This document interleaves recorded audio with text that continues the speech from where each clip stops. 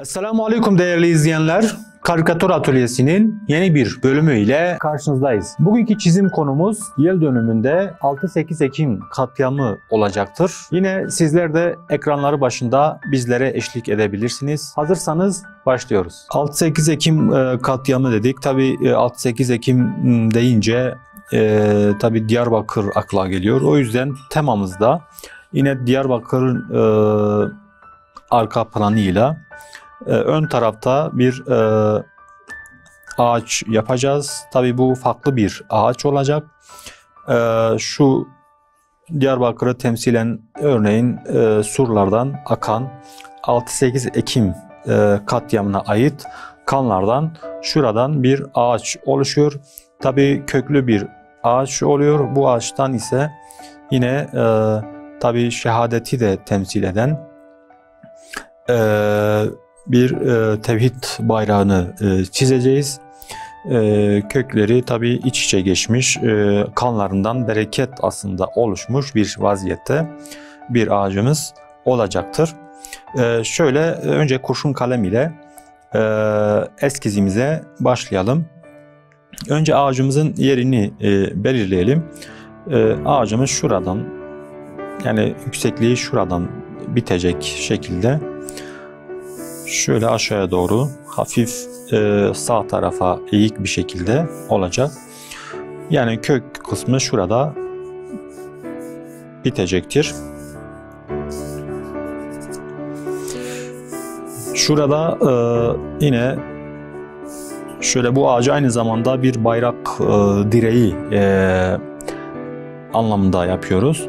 Şurada tevhid bayrağını dalgalandıracağız. Yani tam şu noktada örneğin ya da şöyle yapalım.